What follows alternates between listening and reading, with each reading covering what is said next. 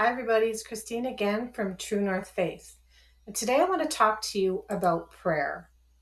Have you ever prayed so hard that it felt like your heart might break?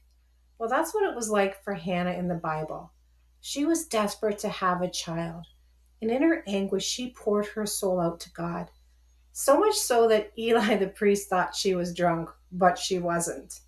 Now, 1 Samuel 1 10 to 11 says, in her deep anguish, Hannah prayed to the Lord, weeping bitterly, and she made a vow, saying, Lord Almighty, if you will only look upon your servant's misery and remember me, and not forget your servant, but give her a son, then I'll give him back to the Lord for all the days of his life, and no razor will ever be used on his head. Now picture Hannah on her knees, her tears streaming, her voice trembling, and she prayed. She wasn't hiding her pain. She was pouring her whole soul out before God, showing us that kind of raw faith that moves heaven. What strikes me about Hannah just isn't her tears, it's her persistence. She kept praying and she kept trusting, and eventually God answered.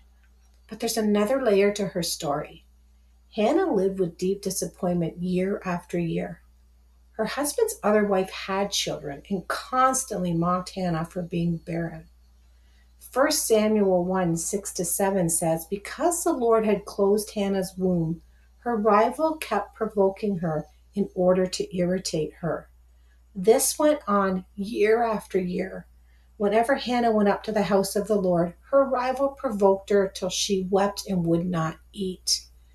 Every reminder of her emptiness cut deeper, yet Hannah didn't turn bitter. She turned to God. And when she finally prayed that desperate prayer, she didn't just ask, she surrendered. She vowed that if God gave her a son, she would give him right back to the Lord. That son was Samuel, who grew up to be one of Israel's greatest prophets, anointing both King Saul and King David. Hannah's faith didn't just change her life, it shaped the future of a nation. Now, sometimes I think about my own prayers, the ones I've asked God for over and over.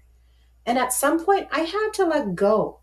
Not because I stopped believing, but because I started trusting that His plan was bigger than mine. Hannah's story reminds us that unanswered prayer doesn't mean God isn't listening, it means He's still working. So if you're in a season of waiting, don't give up. Keep praying. Keep trusting like Hannah did. Your breakthrough will come when you least expect it. I'm going to close off today with Ecclesiastes 3:1. There is a time for everything and a season for every activity under the heavens.